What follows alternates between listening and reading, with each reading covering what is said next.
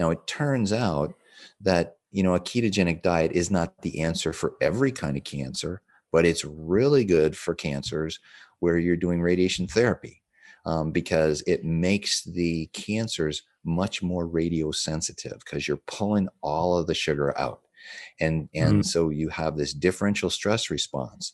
And so I'm like, well, that makes perfect sense. And so we did that. I did that with vim and vigor. And as it turned out, I only lost like 3 pounds, through the whole thing, and didn't have to use the feeding tube very much at all. I used it because you just can't taste any food when you're getting radiation, and food just, there's no taste. So you're just like taking food to get the nutrients. But I did that, but I also did another thing, which was working with fasting before chemo, and the work of Dr. Walter Longo.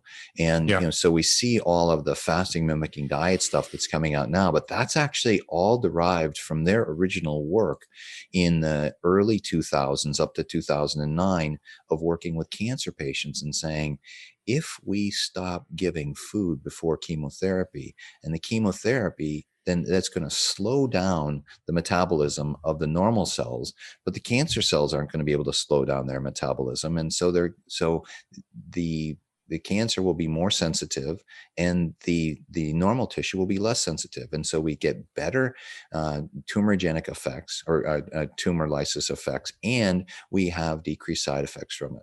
And so I went through that.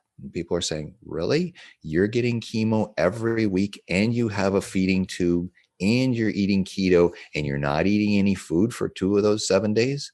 And you think that's going to be okay? Like, I don't know, but I'm going to try it. And turns out it's very okay.